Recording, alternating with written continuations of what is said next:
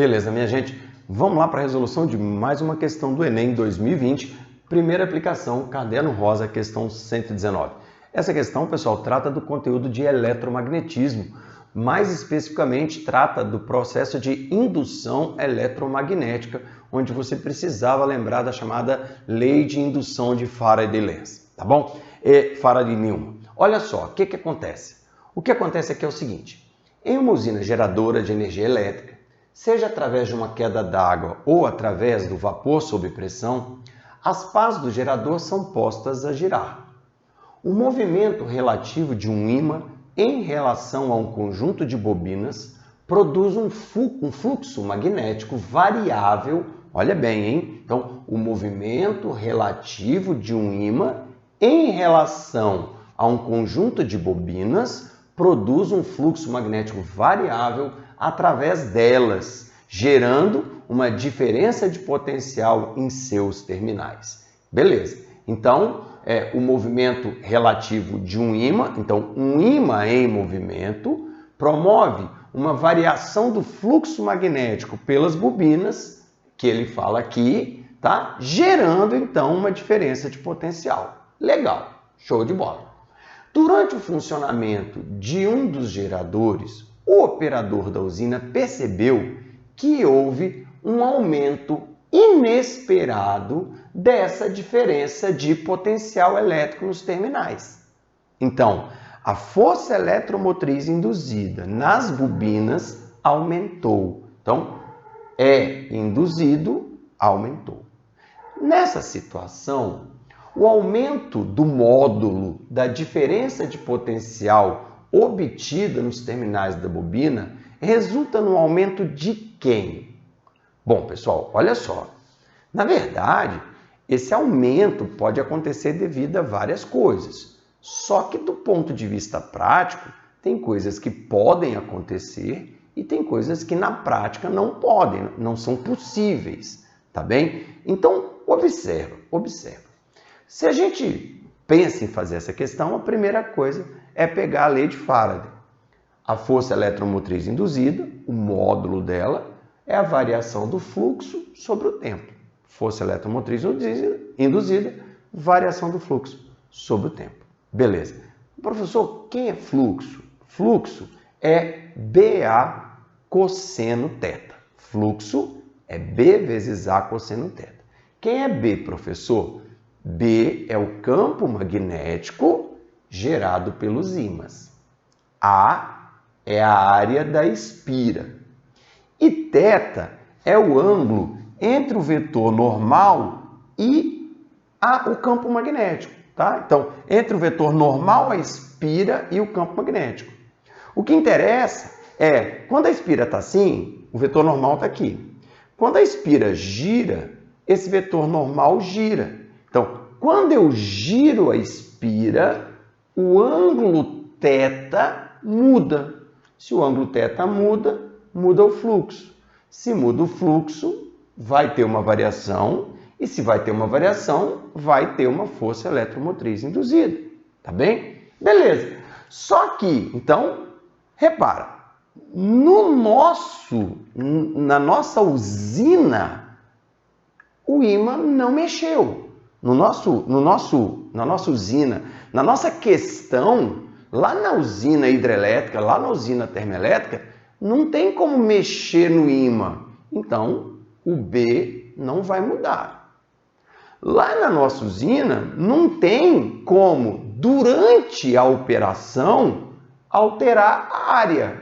Então, a área também não vai mexer, porque a área é a área da espira. Não tem como mexer a área da espira.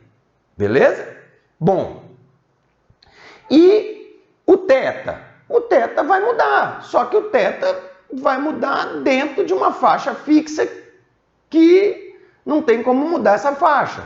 O θ é zero, quando o B está no mesmo sentido do vetor normal, e aí como vai rodando, vai mudando o valor de θ, de 0 a 360 graus, quer dizer que volta a zero novamente, é verdade. Então observa, pessoal, observa. Nenhuma dessas três coisas podem ter feito a força eletromotriz induzida aumentar. Não tem como aumentar o B porque não tem como mexer no ímã. Não tem como aumentar o A porque não dá para mexer na área, né? Então repara, pessoal, que o fluxo vai variar, mas na prática o valor dessa variação não tem como ser mudado. E ele falou que houve um aumento da força eletromotriz induzida. Aí, pessoal, qual é o lance? Por que a Inspira roda? Por que a Inspira roda? A Inspira roda porque a água cai na turbina, a turbina gira, girando as espiras. O que pode acontecer, pessoal? O que pode acontecer se cair água mais rápido? Se a velocidade com que a água chega nas pás é maior, a velocidade das pás é maior. Ai, professor, mas tá, e aí? Gente, se a velocidade das pás é maior, o tempo para fazer a variação diminui. Gasta menos tempo para dar uma volta. E aí, automaticamente, gastando menos tempo, aumenta a força eletromotriz induzida. É a única coisa na prática que pode acontecer para que você, de fato, tenha uma força eletromotriz induzida maior. É uma redução do tempo de uma volta aqui do ângulo. Então, essa parte de cima varia, mas dentro de uma faixa que não muda. Se essa parte de baixo aqui diminui, a força eletromotriz induzida aumenta. Essa é a explicação para a questão. Essa é a explicação para a força eletromotriz induzida ter aumentado. Tá bem? Ah, professor, mas posso aumentar o B? Não, gente, olha só. Se eu aumentasse o B, aumentaria o fluxo, aumentaria a variação. Mas na prática não tem como aumentar o B, só se eu trocasse os ímãs. E ele não falou nada disso. Então, observe. Vamos agora pegar as alternativas que ele colocou para nós. Olha só. Repara que você tem, letra A, nessa situação, o aumento do módulo da diferença de potencial obtida nos terminais das bobinas resulta do aumento. Não é aumento do tempo. A diferença de potencial aumenta pela diminuição do tempo. Então, olha bem. Aumento do intervalo de tempo? Não. Aumento do intervalo de tempo? Não. Aumento do fluxo magnético? Bom, gente, a gente já viu que o fluxo ele vai variar de um valor de 0 até um valor B, mas que não tem como aumentar essa faixa de variação. Então, não vai ser um aumento do fluxo magnético. Não. Aumento da intensidade do campo magnético.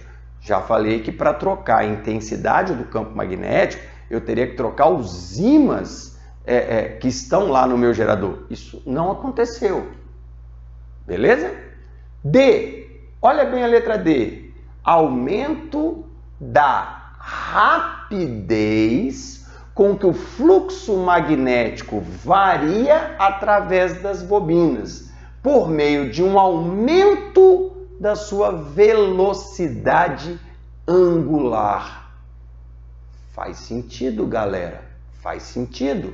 Porque se cai água mais rápido, a turbina gira mais radianos por segundo, mais voltas por segundo, e automaticamente o tempo de uma volta diminui. Diminuindo o tempo,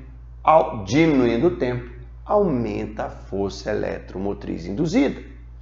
A letra E fala de aumentar a resistência interna do condutor que constitui as bobinas por meio de um aumento da espessura. Não faz sentido, até porque se você aumentar a espessura de fios, você tende a diminuir a resistência do material ali, tá bem? Então, não faz sentido a letra E, de fato, e a única alternativa que faz sentido, pessoal, é a alternativa da letra D, tá? Com isso, chegamos ao gabarito de uma questão que, cara, não foi trivial, porque muita gente falou assim, não, se aumentar o campo, vai aumentar isso aqui? Vai... Sim, só que na prática eu não consigo aumentar o campo, porque o campo depende das bobinas. Tá? Então, muito cuidado com isso. Eu poderia ter aumentado o campo se eu trocar o ímã, mas eu não troquei o ímã. Eu aumentei a rapidez de giro. Isso fez com que diminuísse o tempo e aumentasse a força eletromotriz induzida. Beleza, gente? Valeu e até a próxima questão. Tchau, tchau.